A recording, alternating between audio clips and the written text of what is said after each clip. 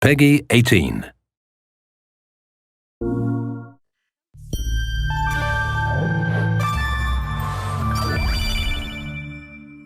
Hi, my name is Colin Graham, and I'm the animation director on Watch Dogs 2. Today we want to give you a look at our free-roaming demo and give you a more detailed look at the open world and the Bay Area. This video is recorded from an alpha build of Watch Dogs 2 running on PS4. In Watch Dogs 2, we've expanded our hacking tools to give the players more options. By tapping and releasing the L1 shoulder button, we can do a contextual quick hack on this person. If we want more hacking options, we simply hold the L1 button while focusing on our target. Now we can see that there's 4 contextual hacks available on this car. Using the L1 button in 2 different ways allows the players to have fast access to the most common hacks, but it also opens up additional contextual hacks. This gives the player more hacking options than before.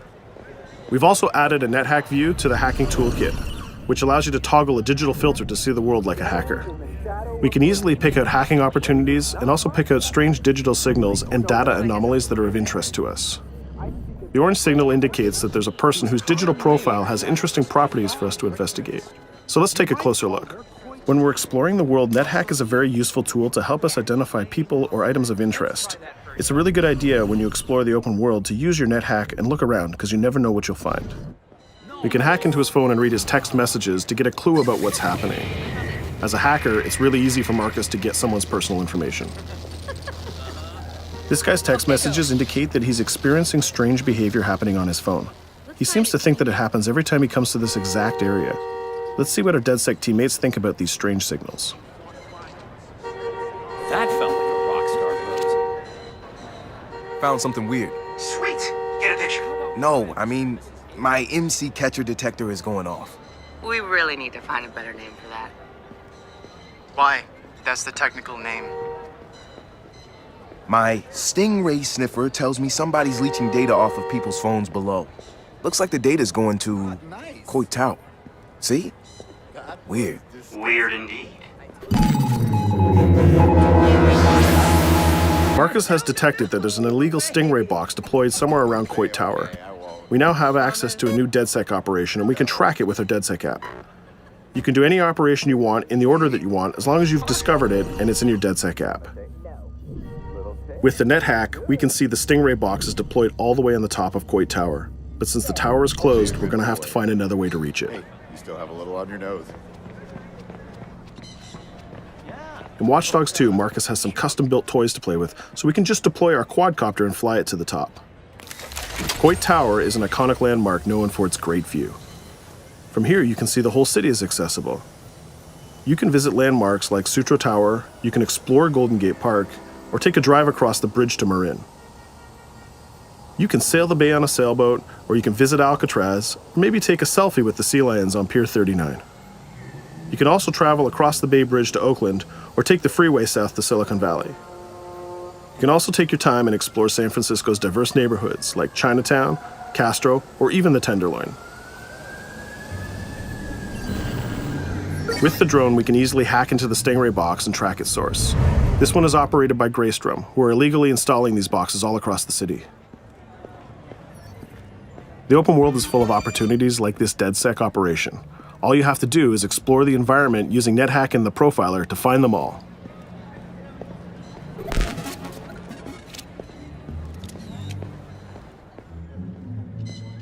There we go. This one has a breadcrumb trail I can follow. Nice. Where's it go? Looks like Greystrom set up a warehouse out by the piers. You wanna bet I can find some shady shit in there? Definitely some shady shit in there. We can open our smartphone and select the DedSec app to track this operation. We use the DedSec app to manage all of our activities in Watch Dogs.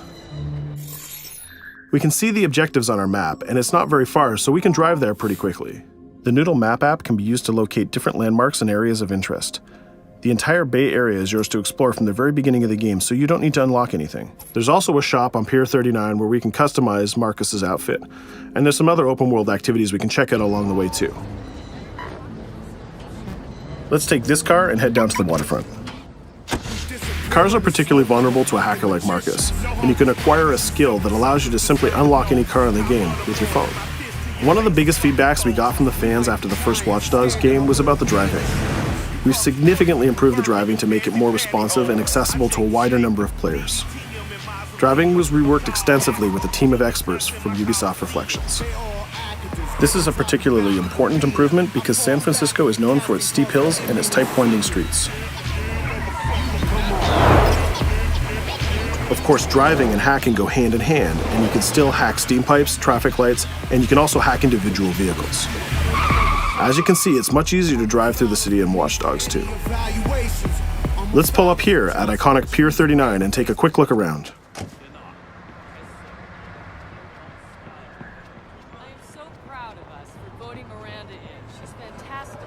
Up ahead is a clothing store, so let's go give Marcus a new look.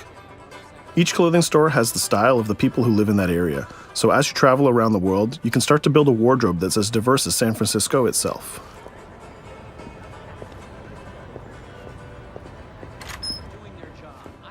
There are over 700 unique items of clothing that Marcus can purchase to wear, with over 1 billion possible combinations. We can go into the fitting room menu and browse a selection of items found in the store. Let's start by switching up Marcus's jacket. Each item of clothing in the shop is handcrafted to fit Marcus's overall look. You can mix and match any pieces of clothing you want. You can change your hat, glasses, face mask, bag, shirt, pants, and shoes. There's some nice normcore hoodies in here, but I think we should go with the shirt with the giant skull on it. Let's take a look at what we got for shoes. Since people who come to Pier 39 are often tourists, we have styles of shoes that they would buy. We can go with these comfortable gator shoes or maybe some open-toe sandals. Or if you really want to make a statement, you can buy the awkward socks and sandals combo.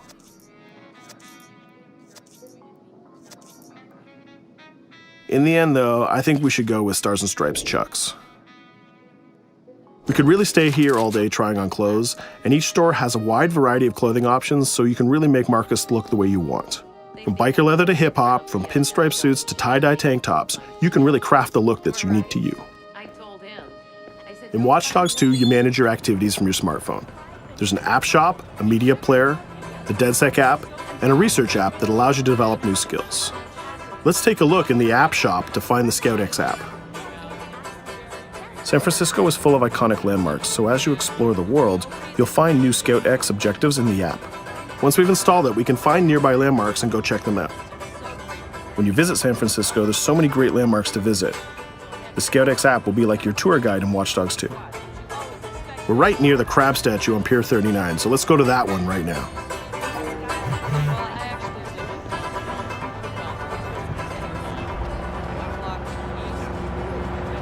These tourists have the right idea. We'll just pop open our phone and select our camera and take a picture of this giant crab. Let's make it a selfie and use the California Vibe filter.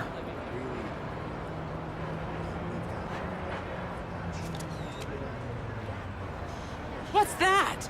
Uploading the photos to the ScoutX app will give you more followers, and you'll need those followers to progress through the game. So we had a look around and we bought some new clothes, but let's get back on track and head to that next pier, and we'll take care of that stolen data at the Greystrom site.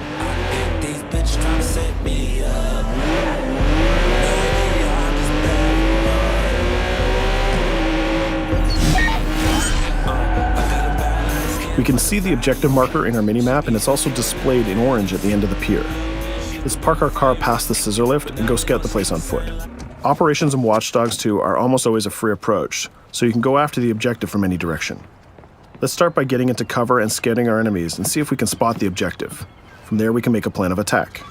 We can launch our drone and scout the area. We can use our NetHack view to see that there are guards patrolling the rooftop, and the objective is in a small office. There are also some civilian workers that might notice us, so we need to avoid them too. In the NetHack view, we can see that the door is electronically locked, but it can be bypassed by a junction box on the lower level. The connection is shown in a red line. Unfortunately, that box is protected by an armed guard and an attack dog. So we'll probably have trouble if we try to sneak past the dog in person, but luckily Marcus has another toy, which is the RC jumper. This little guy is small and much harder for enemies to detect. The RC jumper is another DedSec gadget that gives Marcus a different way to approach obstacles in the layout. The RC jumper has this cool little robotic arm that's been hacked into the body. This allows him to physically interact with objects and allows Marcus to stay safely hidden. Now the junction box is unlocked and we can open the door upstairs. We can hack that scissor lift that we passed on the way in and reach the rooftop.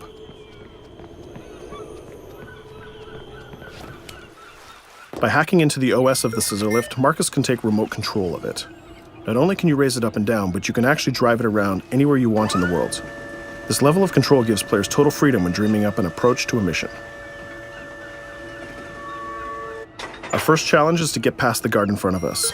So let's hack into the security camera and see how he might be vulnerable.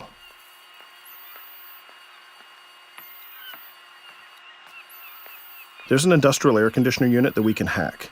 We can set it to explode when the guard comes close, and we can hack it to attract the guard with a strange noise. The guard will go investigate the noise and walk straight into the trap we set. Shit. Does anyone know first aid?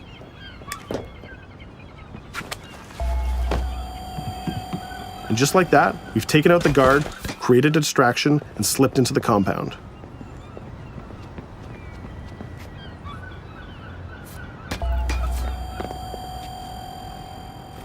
A more direct way to neutralize a guard is to use the non-lethal stun gun. Marcus has an array of non-lethal tools and techniques, and you can complete the entire game without actually killing a single enemy. Since we already unlocked this door with our RC jumper, we can just quick hack it to open it. Now we're in the room, we just need to install one of our custom DedSec boxes into this Bloom terminal, and we've completed our final objective. All that's left to do now is escape undetected. Each operation we undertake will give us more followers. More followers will allow you to take on even bigger operations. So let's get off this pier and explore a little bit more.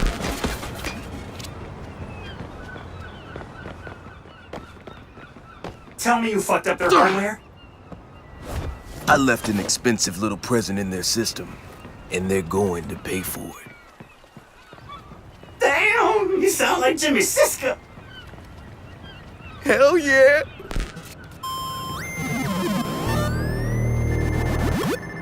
Up ahead, we'll notice there's another player hanging about. He's easy to spot because of the purple icon and the gamer tag over his head. In Watch Dogs, your game session can be seamlessly merged, and you will often encounter other players exploring the world just like you. This guy looks really friendly. We have an opportunity to join up and form a co-op party, so let's send him an invite.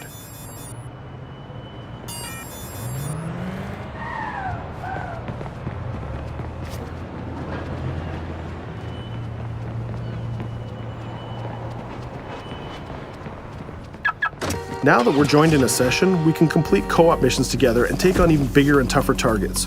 2 hackers are better than 1.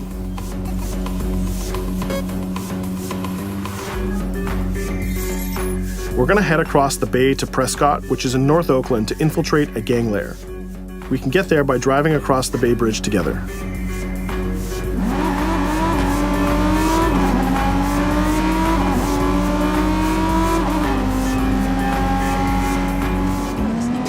All right, we can see that we're in a much different neighborhood than before. This is Prescott, a subdistrict of North Oakland, and the location of our next co-op operation. With our partner, we can go together and activate this mission.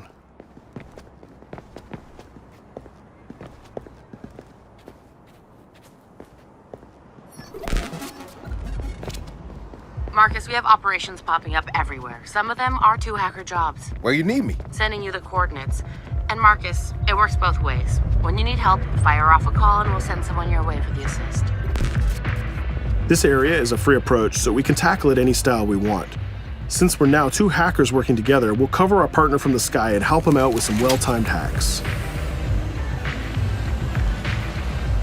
We can distract this guard by hacking his phone, and our friend will take him down very stealthily. We'll continue to scout the area and find more lookouts, like this gang member on the rooftop. We can automatically tag them, and once they're tagged, both players can see them. Our partner is going to sneak up on the rooftop and take out this guard, and we can help him with some well-timed hacks. If we use a contextual hack on this transformer box, we can attract the guard. Our partner has an easy shot with his stun gun from that distance.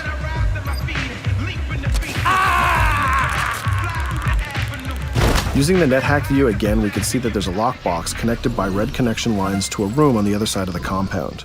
Inside this room, we see our 2 targets meeting up, and it's a perfect place to take them down simultaneously. We need to get that box unlocked and get into that room. As we continue to scout this area, we can see this compound has a lot more guards than the last one, and they look very heavily armed. We'll need to take care of these guards if we get detected. There's also a car parked in the garage, so we might need that to escape later. Let's go back to our friend and get him to disable that junction box so we can unlock the door to our target. The drone has a lot of flexibility and it's small and hard to detect, but the trade-off is that you can't physically interact with objects like this junction box. But it's not a problem for our man on the ground to do that for us. The signal lines have changed from red to blue, so now we know that we can open the doors and get to our targets. Scouting phase is done, so let's get up on that rooftop with our partner and get close enough to neutralize these enemies. We can hack these junction boxes and set a proximity trigger on them. They'll explode if an enemy passes through them, but they won't be triggered if we pass through them ourselves. We can also deploy electroshock mines from our inventory, and they're fully hackable too. It's a good idea to leave traps for your enemies in case they try to flank you. Our partner is camped out by the door ready to rush into the room, but we're going to create a distraction first. We'll get into position behind these crates, and this time we'll launch our RC jumper. Once our partner opens the door, we'll zip in and create a distraction.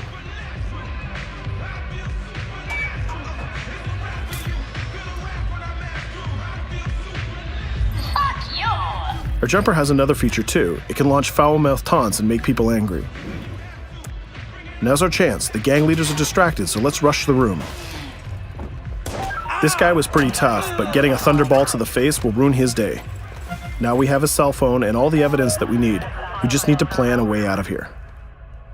We can switch back to our quadcopter, which is hovering where we left it, and take a look at what's going on from the sky. We can see one of the guards is rushing up the stairs to help his boss, but our partner has that door covered with his DedSec rifle. There's another guard on the ground level who's alerted to our gunfire, so let's use a contextual hack on him. We've changed his profile to make a rival gang think that he's a police informant. The rival gang will come to this compound and take care of him for us. Things are heating up, so we're gonna have to improvise a little bit. We can hack the car in the garage and reverse it away from the enemies so we can use it for our getaway. The rival gang just arrived and they've engaged in a gang war with the remaining guards. These guys aren't messing about, they're armed with grenades and body armor. We'll take some higher ground and use our DedSec 3D printed assault rifle to take them on. They're here somewhere. Find them. Hey, we lost us. I called. We better leave it. There's still one guard left, so we can hack his headset, which leaves him vulnerable to a takedown.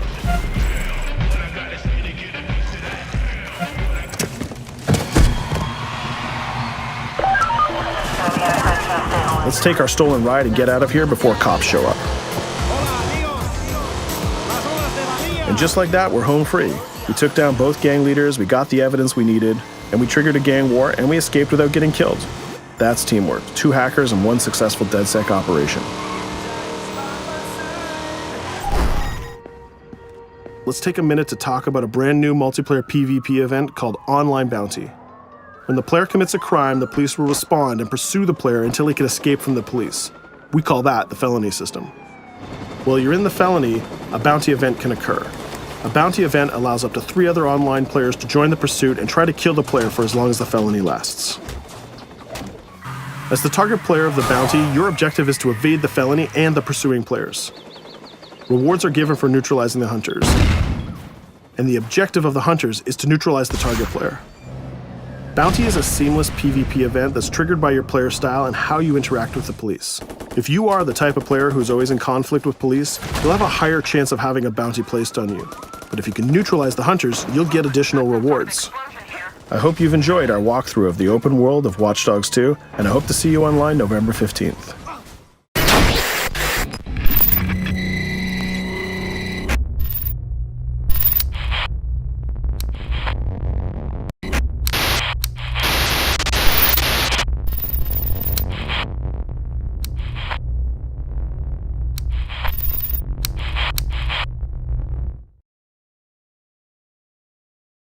For the players.